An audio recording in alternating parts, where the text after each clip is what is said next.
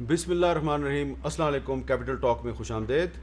Opposition ने आखिरकार 20 सितंबर को इस्लामाबाद में आल पार्टीज़ कॉन्फ्रेंस बुलाने का फ़ैसला कर लिया है, लेकिन ये आल पार्टीज़ कॉन्फ्रेंस करेगी क्या, इसका मकसद क्या होगा, इसकी अभी वजाहत बाकी है।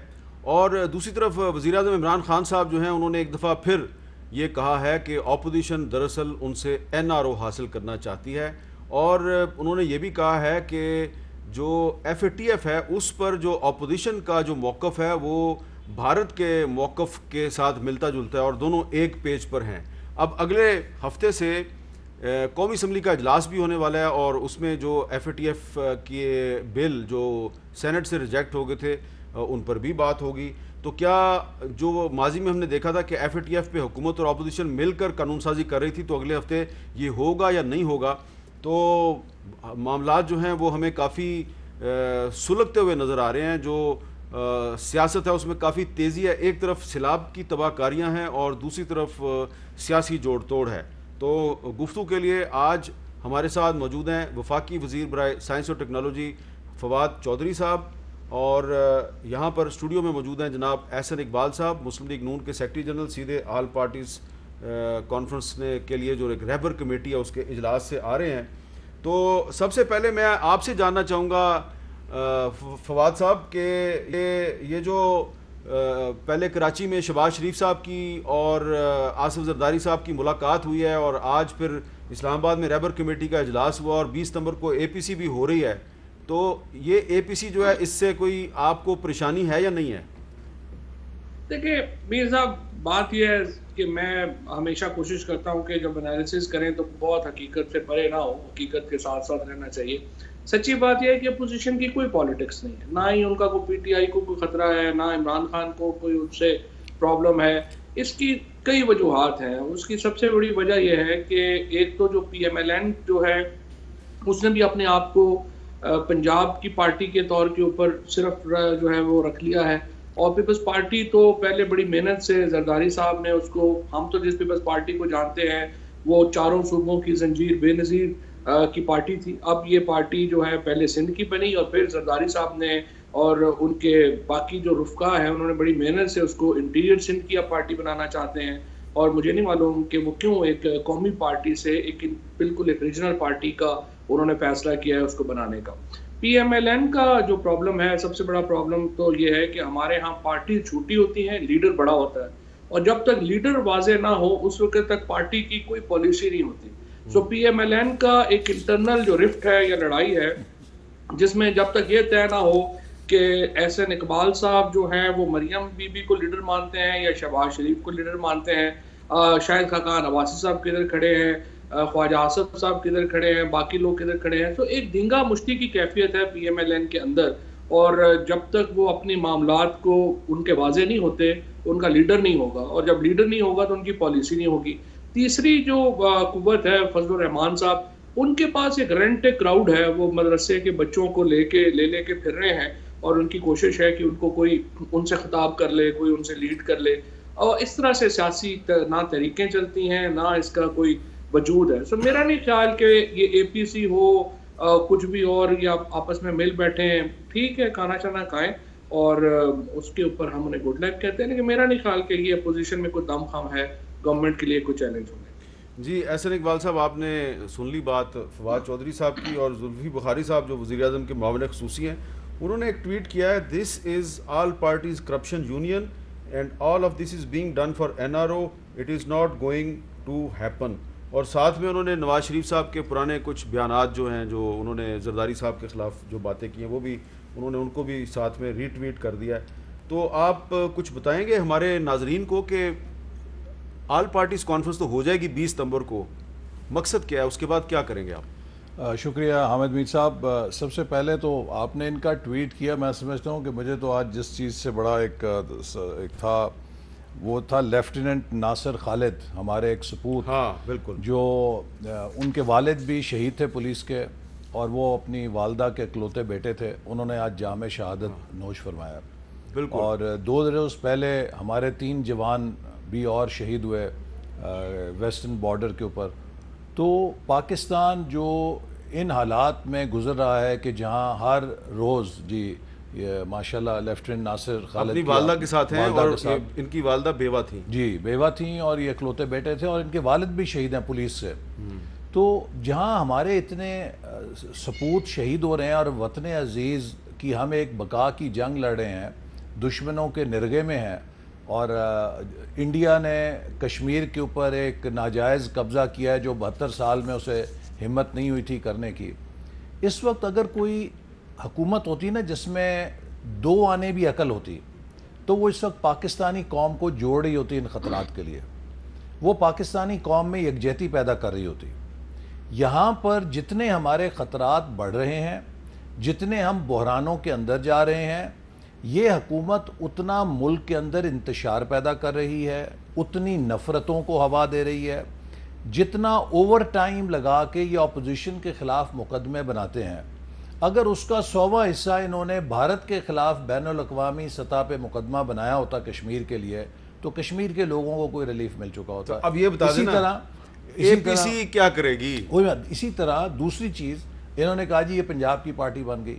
کاش کہ یہ ہمارے ساتھ چلتے اور مناظر دیکھتے. ابھی شہباز شریف صاحب کے ساتھ میں کراچی میں تھا، تو کراچی کے عوام نے جس طرح والہانہ استقبال کیا شہباز شریف صاحب کا، اور وہاں پر ہم نے جا کے ان کے اندر دیکھا کہ کیا کیا نقصان ہوا ہے. آپ دیکھیے وزیر اعظم پاکستان کو جن کے پاس 21 میں سے 14 سیٹیں ہیں، جس وقت ہم بات کر رہے ہیں اس شہر کے لیے ٹائم نہیں مل سکا کہ وہ اس شہر کے زخموں پہ مرہم رکھتے. اور دوسری بات یہ بڑی اہم ہے، کراچی سے ہمیشہ وہ جماعت جیتتی رہی ہے جو وفاق میں حکومت نہیں بناتی رہی. یہ تقریباً 60-70 سال کی تاریخ ہے. آپ کو پتہ ہے 70s میں جماعت اسلامی جیتتی تھی، کہا جاتا تھا ہمیشہ اپوزیشن کا شہر ہے. 2018 میں پہلی دفعہ یہ ہوا ہے کہ کراچی سے اکثریت میں وہ جماعت سیٹیں جیتی ہے جس کی وفاق میں حکومت ہے. ان کا تو فرض تھا کہ جس وقت بارش کی پہلی تباہ کاری آئی ہے، ان کے سارے وزیر جا کے وہاں بیٹھ جاتے، وزیر اعظم جا کر بیٹھتے، حکومت سندھ کو کہتے کہ آپ کو کیا چاہیے، نیوی سے کیا مدد چاہیے، بوٹس کیا چاہیے، مرکز سے کیا چاہیے، ہم کراچی کو اس تباہی سے بچائیں گے اور کراچی کے ساتھ کھڑے ہوں گے. لیکن یہ کھڑے ہیں اپوزیشن کے خلاف ٹویٹیں کرنے پر. ساری حکومت کا زور ہے. آج وزیر اعظم کا بیان آپ دیکھیے کہ جی اپوزیشن جو ہے فیٹف پہ وہی موقف رکھتی ہے جو بھارت کا ہے. اگر میں یہ کہوں کہ جناب فیٹف کے ذریعے آپ وہی اختیارات حاصل کرنا چاہتے ہیں جو مودی سرکار اپنے ملک کے اندر لے رہی ہے کہ جس کی گلا گھونٹنا ہے گلا گھونٹ دیا، جس کو جیل میں ڈالنا ہے جیل میں ڈال دیا، تو آپ اور مودی دونوں ہٹلر بننے کی جو کوشش کر رہے ہیں اس خطے میں، ہمیں بھی اس پہ تحفظات ہیں. ہم نے جو فیٹف پہ کردار ادا کیا ہے، جائیے اپنے وزیر خارجہ کا وہ خط پڑھیے جس میں انہوں نے اپوزیشن کے کردار کی تعریف کی ہے.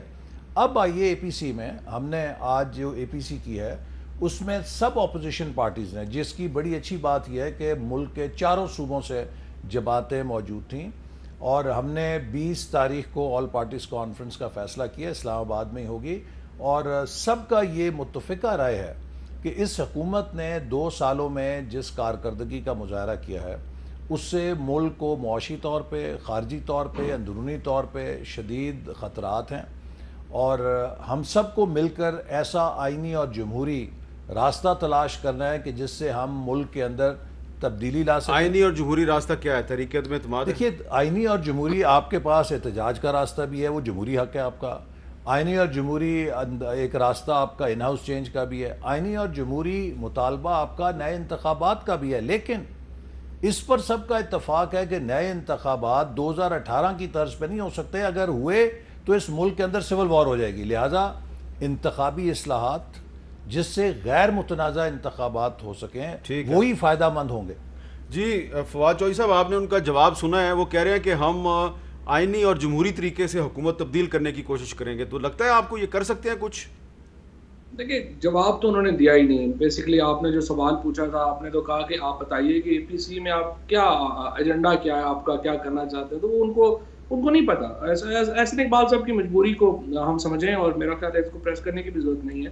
یہ احسن اقبال صاحب کے تجزیے سے میں اتفاق کرتا ہوں کہ کراچی نے ایک بہت طویل عرصے کے بعد وفاق کی پارٹی کو جو ہے ووٹ دیا اور کراچی جو ہے وہ قومی دھارے میں واپس آیا، جو بذات خود پی ٹی آئی کی ایک بہت بڑی سروس ہے پاکستان کے لیے. اور میں سمجھتا ہوں عمران خان کا جو ایک ابھرنا ہے بحیثیت ایک قومی لیڈر کے، کراچی کا جو ووٹ ہے، جو عمران خان کا ووٹ ہے، وہ یقینی طور کے اوپر بہت ایک اہم آپ سمجھیے کہ ایونٹ ہے، پولیٹیکل ایونٹ ہے پاکستان کی تاریخ کا.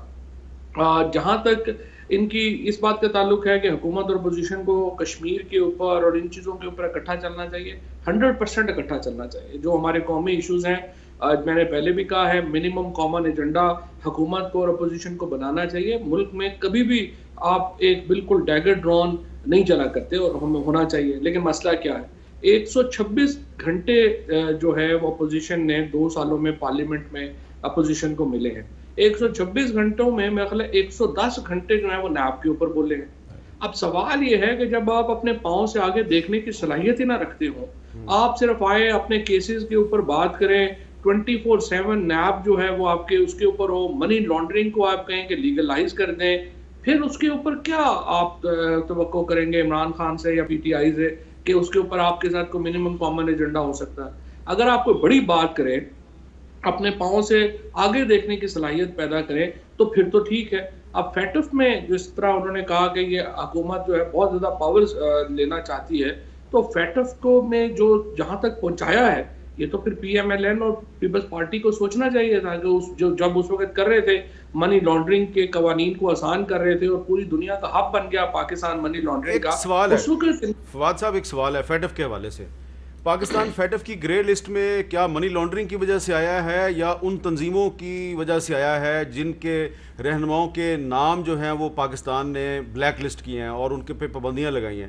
پاکستان فیٹف کی گرے لسٹ میں ان لوگوں کی وجہ سے گیا یا منی لانڈرنگ کی وجہ سے گیا؟ نہیں، دونوں وجہ سے گیا. منی لانڈرنگ میں بھی بہت بڑا پرابلم ہے، اور انٹرنیشنل جو تنظیمیں ہیں یا انٹرنیشنل جو ایسے لوگ جن کے روابط رہے ہیں، حقیقت یہ ہے کہ انہوں نے پاکستان کے جو ریلیکسڈ منی لانڈرنگ کے لاز تھے، جو اصولاً جو نواز شریف اور زرداری صاحب نے ایکچولی تو اپنی منی لانڈرنگ کے لیے بنائے تھے، لیکن اس سے پھر بہت سارے غلط لوگوں نے بھی فائدہ اٹھایا. اور یہ ایک پورا جو سمجھیے کہ ایک ہنڈی بن گئی. پاکستان کی ماضی میں جو سیکیورٹی پالیسیز رہی ہیں، یا جس طرح ہم نے جو کئی پوسٹ افغانستان 76 آنورڈ ہم نے بہت ساری غلطیاں بھی کی ہیں، لیکن یہ بھی نہیں ہے کہ ہر چیز آپ ہم پہ ہی بلیم کر دیں. دنیا نے بہت ساری جو پارٹنر تھی دنیا، جب سوویت یونین کے ساتھ لڑ رہے تھے، جب اس کے بعد اسامہ بن لادن کا واقعہ ہوا تو پاکستان نے ہی اس کو پکڑا نا. اس کے بعد پھر جو ہے وہ امریکہ نے اپنا اگر منہ موڑ لیا. وہ ایک انٹرنیشنل پالیٹکس ہے، اس کی کوئی اتنی بھی آپ اپنے آپ کو بلیم نہ کریں. یہ سارے معاملات کٹھے چلتے رہتے ہیں. لیکن بہرحال ہم نے اپنے جو قوانین ہیں ان کو حالات کے دھارے کے مطابق ڈھالنا ہے، اور میں بالکل سمجھتا ہوں کہ اپوزیشن کے ساتھ ایک منیمم کامن ایجنڈا جو ہے ڈیفینیٹلی ہونا چاہیے. تھوڑا اپوزیشن اپنے کیسز جو ہیں ان کو علیحدہ کرے.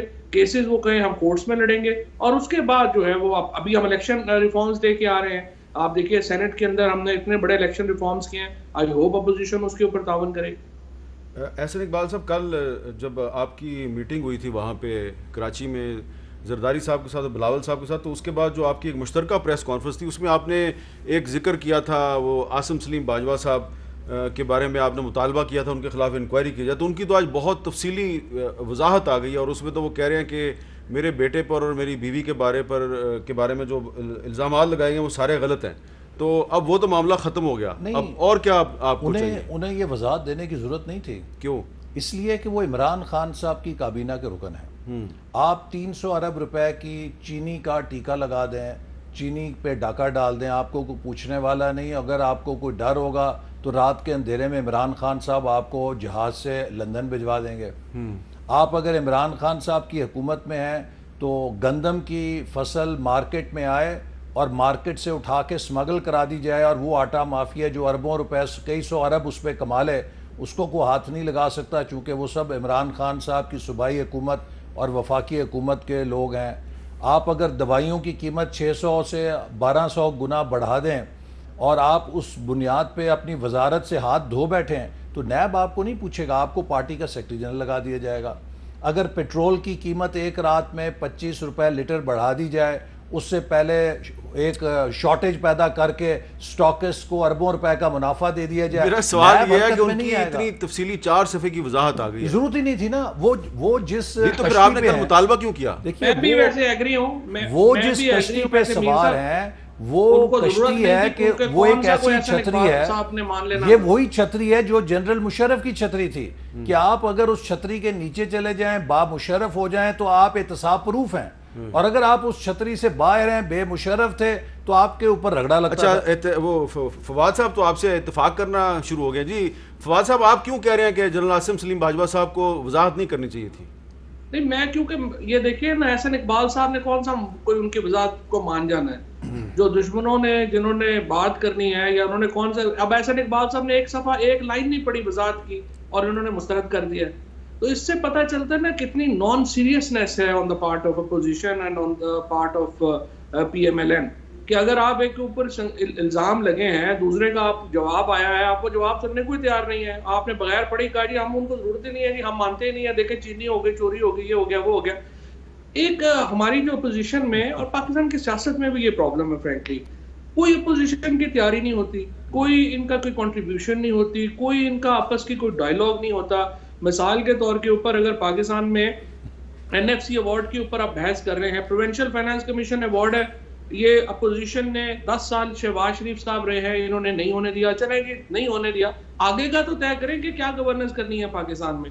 وہاں کراچی میں اگر طوفان آیا ہے, پانی آیا ہے, سارے لوگ ڈوب گئے ہیں, کوئی آپ اپنی سجیشنز تو دیں کہ جناب یہ غلط ہے, اس کو اس طرح سے جو ہے وہ ٹھیک کرنے کی ضرورت ہے, اس طرح سے ہم اس کو بہتر کر سکتے ہیں. یہاں بس صبح سے شام تک ہلا ہلا ہا ہا کار ہو گئی ہے, لٹ گئے, مر گئے, برباد ہو گئے, بس یہی آپ اپوزیشن سے سن لیں. اور ایکچولی لوگ تو ان پروگراموں سے بور ہی ہو گئے ہیں, کیونکہ کبھی کوئی نئی بات آئی نہیں ہے اپوزیشن وغیرہ کی طرف. اچھا چلے, آپ کہہ رہے ہیں کہ لوگ پروگراموں سے بور ہو گئے, لیکن آج جو آپ کے ساتھی ہیں ایک زلفی بخاری صاحب, انہوں نے جو ٹویٹ کیا اس میں انہوں نے کچھ جو پرانے سٹیٹمنٹس ہیں اپوزیشن رہنماؤں کے, ان کا حوالہ دیا, شاید اس سے کچھ آپ کو بھی دلچسپی ہو. جب آپ آل پارٹیز کانفرنس میں جا رہے ہیں تو یہ جو اس طرح کی چیزیں ہیں تو اس سے کچھ آپ کو پرابلم نہیں ہوتی؟ نہیں دیکھیے حامد, میں آپ کو بتاؤں کہ سیاست کے اندر وہ ایک ہمارے مینجمنٹ کے پروفیسر ہوتے تھے جب میں امریکہ پڑھتا تھا, وہ کہتے تھے کہ کسی بھی انڈسٹری کے توانا ہونے کی ایک نشانی یہ ہے کہ جو اس کے پلیئرز ہیں وہ مارکیٹ شیئر کے لیے تو بڑا سخت کمپٹیشن کرتے ہیں, لیکن جب انڈسٹری شیئر کی بات ہوتی ہے وہ اکٹھے ہوتے ہیں. میں آپ کو ایک مثال دیتا ہوں,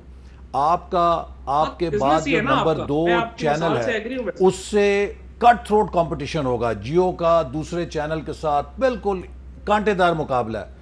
لیکن جب پیمرا آپ کے خلاف کوئی غیر قانونی قدم اٹھائے گا تو آپ اور ساری انڈسٹری یا چینل کے پلیئرز کٹھے نظر آ جائیں گے ایک صف میں. آپ کٹھے ہوں گے کہ نہیں ہوں گے؟ اسی طرح ہمارا اور پیپلز پارٹی کا دیگر جماعتوں کا آپس میں سیاسی طور پہ, ہم ایک جماعت تو نہیں ہے نا, ہمارے اپنے رائے ہو سکتی ہے, شدید اختلاف ہو سکتا ہے, لیکن جہاں پہ بات آئے گی اس جمہوریت کی, ملک کے نظام کی, کہ جس کے ہم سب اندر کھیلتے ہیں, اس کا ہم حصہ ہیں, تو ہم سب کو اکٹھا ہونا پڑے گا. اگر ہم میں یہ کمپیٹ کرنے کی اور کولیبریٹ کرنے کی سائملٹینیس صلاحیت نہیں ہوگی تو یہ نظام چل نہیں سکتا. ہم نے دیکھا ہے 90s میں, اور تبھی ہم نے پھر چارٹر آف ڈیموکریسی پہ آئے کہ یس ہم نے ایک دوسرے سے مقابلہ کرنا ہے, ایک دوسرے پہ تنقید بھی کرنی ہے, لیکن کچھ ریڈ لائنز ہیں جن کو کراس نہیں کرنا. اور یہی وجہ ہے کہ پیپلز پارٹی نے بھی 5 سال پورے کیے اپنے, اور ہمارے اوپر جب انہوں نے دھرنے دے کے اسالٹ کی پہلے سال ہی, تو پیپلز پارٹی پارلیمنٹ کے ساتھ اور ہمارے ساتھ کھڑی ہوئی, اس لیے نہیں کہ وہ ہماری ہمدرد بن گئی تھی, اس نظام کو بچانے کے لیے. ٹھیک ہے, تو فواد صاحب آپ ایگری کرتے ہیں احسن اقبال صاحب سے؟ نہیں, بات ان کی صحیح ہے, کیونکہ پیپلز پارٹی کا انہوں نے مثال بھی اچھی دی ہے نا. پی ایم ایل این اور پیپلز پارٹی جو ہے اس کے نزدیک تو سیاست تو بزنس ہی ہے, تو انہوں نے کہا کہ جب انڈسٹری کا انٹرسٹ اکٹھا ہوگا تو ہم اکٹھے ہو جائیں گے. تو بات تو ان کی بالکل صحیح ہے, وہ بالکل احسن اقبال صاحب کی بات سے. لیکن فواد صاحب دیکھیں نا, اب ہم نے ان کے 2 سٹیٹمنٹ چلا دیے ہیں, لیکن آپ کی کیبنٹ میں کچھ آپ کے جو کولیگ ہیں وہ, میں اس کے اوپر ان کے صرف آئی کیو کی تعریف کر سکتا ہوں اور کچھ نہیں کر سکتا. آئی کیو تو ٹھیک ہے, لیکن آپ اپنی مثال کی تعریف, اچھا اب آپ اپنی مثال کی تعریف کریں اور بھی ہمارے میر صاحب. لیکن بہرحال ٹھیک ہے, میں ٹھیک ہے, کوئی اسٹیٹمنٹس امپورٹنٹ نہیں ہے, ٹھیک ہے, جو وقت بدلتا ہے آپ نے اسٹیٹمنٹ بدل لی ہے, وہ کوئی ایشو نہیں, کوئی ایشو نہیں. تو آئی کیو کی بات کریں نا, تو کچھ لوگوں کا آئی کیو ذرا دیکھیں نا, ماضی میں ان کا کیا آئی کیو تھا, وہ عمران خان صاحب, اور ان کے آئی کیو سے عمران خان صاحب کافی متاثر ہو گئے. فواد صاحب, یہ کیا عام آدمی یہ نہیں سوچے گا کہ مسلم لیگ نون, پیپلز پارٹی اور تحریک انصاف, یہ تینوں بڑی جماعتیں جو ہیں نا, ان کا کوئی دین ایمان نہیں ہے, ان میں کوئی فرق نہیں ہے, یہ سارے کے سارے جو ہیں یہ ایک ہی ہیں؟ خیر بابر اعوان صاحب کے بارے میں تو پھر پرائم منسٹر کی دعا ہی پوری ہوگی نا, وہ سچ بول رہے ہیں آج تک. دوسری بات یہ ہے چلے یہ آپ نے چھکا مار دیا ہے.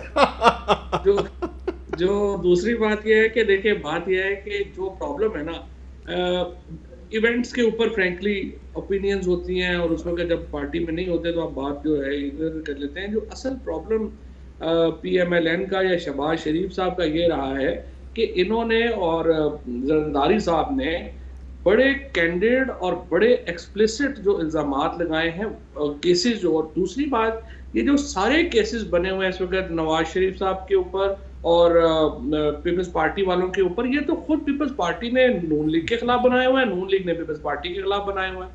ان میں سے کوئی ایک بھی کیس ایسا نہیں ہے جو پی ٹی آئی کا بنا ہوا ہو. اگر آپ زرداری صاحب کے مین کیسز نے, وہ سارے کیسز جو ہیں وہ احسن اقبال صاحب کی کیبنٹ سے اپروو ہوئے ہیں, چوہدری نثار صاحب کے انہوں نے اس کو انویسٹیگیٹ کرایا ہوا ہے.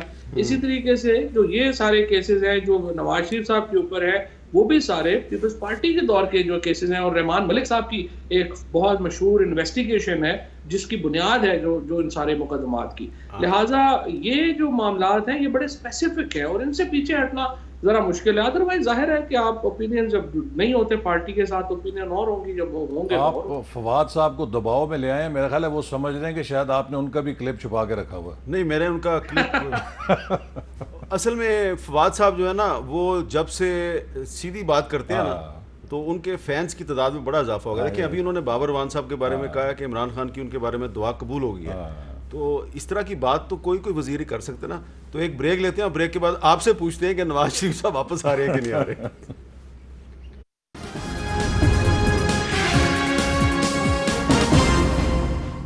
فواد چوہدری صاحب, گیلپ کا ایک نیا سروے آیا ہے تو اس کے مطابق عمران خان صاحب کی پاپولیرٹی جو ہے وہ 54% ہے, اور نواز شریف صاحب کی اور شہباز شریف صاحب کی 51% اور بلاول صاحب کی 32% ہے. آپ یہ نہیں سمجھتے کہ یہ عمران خان صاحب کی پاپولیرٹی پہلے زیادہ تھی, 64 کے قریب تھی, کافی کم ہو گئی ہے؟ میرا یہ خیال ہے کہ ایونٹس ہوتے ہیں, ایونٹس کے ساتھ اوپر نیچے آتا جاتا رہتا ہے, لیکن یہ کووڈ کے بعد تو جو سچویشن ہے اس میں تو جو اپروول ریٹنگ ہے پرائم منسٹر صاحب کی وہ کافی اوپر ہے. ہماری جو پرابلمز ہیں فرینکلی فیڈرل گورنمنٹ کی کوئی پرابلم نہیں ہے, ہماری جو پروونشل گورنمنٹ کی گورننس ایشوز ہیں اس کی وجہ سے ہمیں یہ جو سرویز آتے ہیں ان میں پرابلم آتا ہے.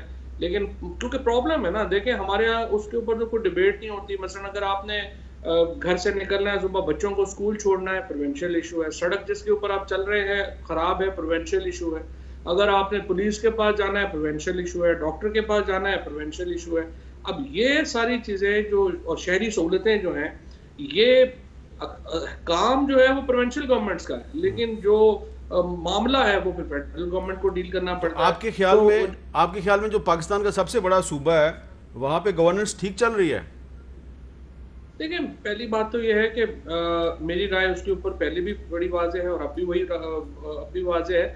میں اس جو نظام ہے صوبائی نظام اوور آل, اور یہ پنجابی کا نہیں ہے, سندھ کا, بلوچستان کا, کے پی کا, میں اس پہ بڑا ہیوج کرٹک ہوں. میرا خیال ہے کہ جس طریقے سے چیف منسٹر اور اسپیشلی 18ویں ترمیم کے بعد پی ایم ایل این اور پیپلز پارٹی نے جو بہت بڑی ایک غلطی کی اور جس کے نتیجے میں پورے پاکستان کی ایک سمجھے اسٹرکچر کو ہی ہلا دیا انہوں نے, اس میں انہوں نے یہ کیا ہے کہ تمام طاقت جو ہے اس کا منبع جو ہے اب چیف منسٹرز ہے, اور ان کے ساتھ ایک چیف سیکرٹری جوڑ دیا ہے. اور چیف منسٹر اور چیف سیکرٹری جو ہیں وہ بڑے معنوں میں وفاقی حکومت سے عملی طور کے اوپر وہ بہت زیادہ طاقتور ہے, اور اس کی وجہ سے پاکستان کا جو سٹرکچر ہے وہی ہل کے رہ گئے. اب جب تک آرٹیکل 140A کے اوپر امپلیمنٹیشن نہیں ہوتی اور آپ ایک مضبوط لوکل گورنمنٹ سسٹمز پیچھے نہیں لے کے آتے, یہ جو پروونشل گورنمنٹ سیٹ اپس ہیں یہ نہ کراچی میں ڈیلیور کر پا رہے ہیں, نہ جو ہے پنجاب میں, نہ کہیں اور. سو اگر ہم نے نہیں ماننا تو ہماری اپنی مرضی ہے, ادروائز جب تک آپ پروونشل سسٹم گورننس سسٹم کو امپروو نہیں کرتے ہیں یہ پاکستان کے لوگوں کی پرابلمز حل نہیں ہونی. آپ دیکھیے آپ نے آج جو صوبوں میں ہائر ایجوکیشن ہے اس کا بیڑا غرق ہو گیا ہے, ہمارے جو صحت کا نظام ہے وہ تباہ و برباد ہو گیا. ابھی جب یہ کووڈ آیا, اگر یہ این او سی سی کا آئیڈیا آپ نہ بناتے, این سی او سی کا یہ جو ابھی بنایا پرائم منسٹر صاحب نے, اس کے بعد آپ کو تو کووڈ میں بھی جو ہے کوارڈینیشن کا بیڑا غرق ہو گیا تھا, نہ کسی کو پتا ہے کس نے کیا کوارڈینیٹ. اب ہیلتھ میں آپ دیکھیں, ہیلتھ میں آپ دیکھا, آپ نے زراعت میں دیکھیں, آپ اور احسن اقبال صاحب تو پلاننگ کے تو خود بھی رہے ہیں اور I'm sure he is one of the competent person to handle planning issues. تو یہ پلاننگ ہو ہی نہیں سکتی جس طریقے سے ہم نے اس سسٹم کو بالکل ایک بکھیر کے رکھ دیا. اچھا احسن اقبال صاحب، یہ جو میں گیلپ سروے کا ذکر کر رہا تھا، تو آپ کا کیا خیال ہے اگر نواز شریف صاحب واپس آ جائیں تو آپ کا پاپولیرٹی گراف اوپر جائے گا یا دیکھیے میں سمجھتا ہوں کہ جو گیلپ سروے نے 52% یا جتنی بھی نواز شریف صاحب اور شہباز شریف صاحب کی مقبولیت بتائی ہے، اس میں آپ بآسانی 20% کا اضافہ کر لیں، چونکہ پچھلے 4 سالوں میں جتنا میڈیا ٹرائل، جتنی کردار کشی ہماری قیادت کی ہوئی ہے، شاید پاکستان کی تاریخ میں کبھی کسی کی اتنی نہیں ہوئی ہے. اس کے باوجود اگر وہ اس لیول کے اوپر ہیں تو یہ لوگوں کے اس غیر متزلزل یقین کا ایک نشانی ہے جو لوگوں نے پرفارمنس دیکھی ہے.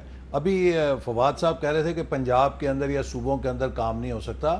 ہماری حکومت جو پنجاب کی تھی اس نے اسی 18ویں ترمیم کے ہوتے ہوئے، ہمیں تو کبھی چیف سیکرٹری سے شکایت نہیں ہوئی تھی، ہمیں تو کبھی آئی جی سے شکایت نہیں ہوئی تھی، ہمیں تو کبھی صوبائی ڈھانچے سے شکایت نہیں ہوئی تھی، اور ہم نے ڈیلیور کر کے دکھایا. اور آج بھی آپ پنجاب میں کسی ضلع میں چلے جائیں اور لوگوں سے پوچھ لیں کہ ہمارا دور اچھا تھا یا پی ٹی آئی کا دور اچھا ہے جو اب ہے، تو لوگ آپ کو کئی گنا کا فرق بتائیں گے کہ پچھلا دور کتنا اچھا تھا.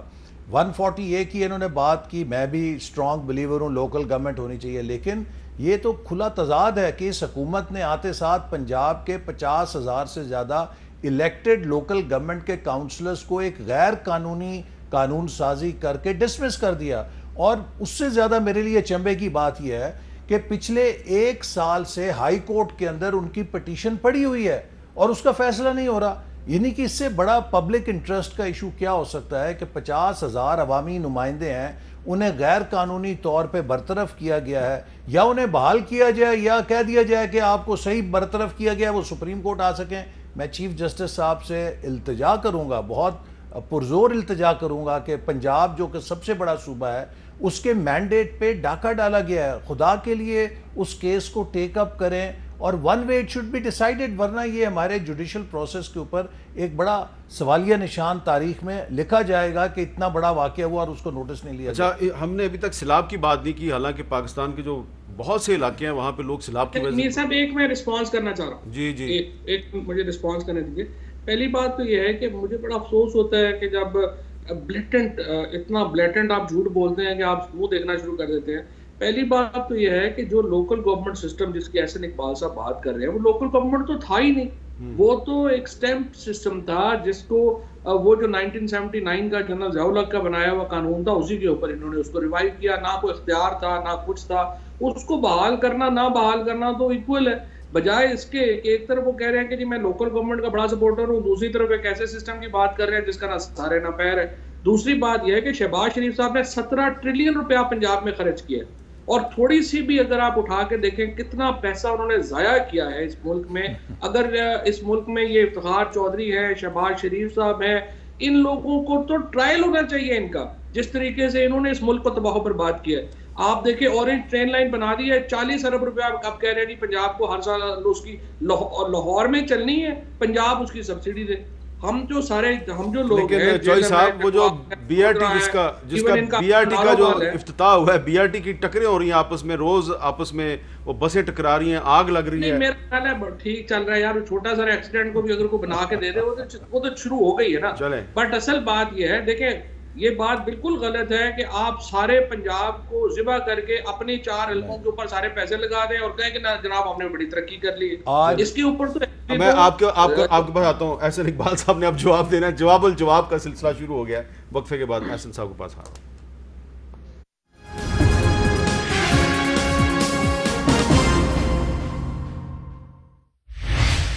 احسن اقبال صاحب آپ بریک سے پہلے کوئی جواب دینا چاہ رہے ہیں؟ ابھی فواد چودھری صاحب نے کہا نا کہ شہباز شریف صاحب کے خلاف مقدمہ چلنا چاہیے. یقیناً ہم سب کے خلاف چلنے چاہیے کہ ہم نے اس ملک کی ترقی کیوں کی ہے. شہباز شریف صاحب نے اگر میٹرو ٹرین بنائی جو کہ پشاور میں جس کی نقل مارنے پہ یہ مجبور ہوا ہے تو مقدمہ بنائے. اگر انہوں نے میس ٹرانزٹ ٹرین یہاں پہ چلائی ہے جو کہ آج سے بہت پہلے دوسرے صوبوں میں بھی چلنی چاہیے تھی، ملک کے اندر چلنی چاہیے تھی. دیکھیے آج کراچی کے جو مسائل ہیں ان میں ہر کوئی مانتا ہے کہ ایک بڑا مسئلہ یہ ہے کہ ایک شہر جب تیزی سے پھیلا اس میں کوئی میس ٹرانزٹ کا بندوبست نہیں کیا گیا، اس سے ٹرانسپورٹ مافیا نے جنم لیا، اس سے اور کئی چیزوں نے نہیں، لیکن یہ کام تو پیپلز پارٹی کو کرنا چاہیے تھا نا وہاں پہ. مقصد یہ ہے کہ یہ ہر صوبائی دارالخلافے میں ہونا چاہیے تھا.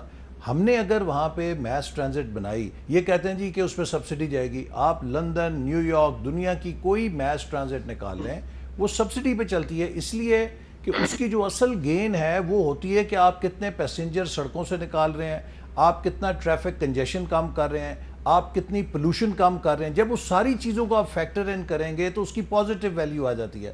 پھر انہوں نے کہا کہ عمران خان صاحب کی اس لیے مقبولیت کم ہو رہی ہے کہ صوبائی حکومت کی کارکردگی ٹھیک نہیں ہے، سڑک ٹوٹی ہوتی ہے، صفائی نہیں ہوتی ہے، صوبائی حکومت کی جو محکمے ہیں ان کی کارکردگی ٹھیک نہیں. تو میں ان کی اطلاع کے لیے عرض کرنا چاہتا ہوں کہ وہ صرف صوبے کا مسئلہ نہیں ہے.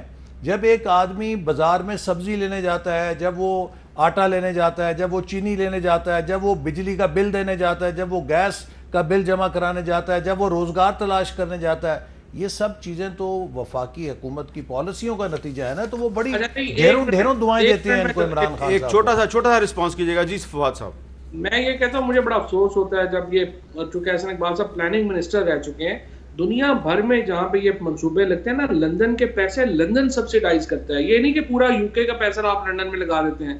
یہاں پہ جو شہباز شریف صاحب نے یہ کیا ہے کہ پورا جیلم کا، نارووال کا، گجرانوالہ کا، ملتان کا، لودھرا کا پورا پیسہ اٹھا کے آپ نے اپنے حلقے میں لگا دیا. اس کی وجہ سے ہمارے جگہوں کے اوپر کوئی ترقی نہیں ہوئی. شہباز شریف صاحب کو نیب نے گرفتار کیا، کوئی چیز ثابت نہیں ہو سکی، پھر وہ رہا ہو گئے. تو کیا لگتا ہے یہ جو اب پلاننگ کی بات ہے نا، وہ رہا تو یہاں پہ اور بڑے بڑے ہو گئے. وہ تو کیس ان کے خلاف کون سا جھوٹا ہے؟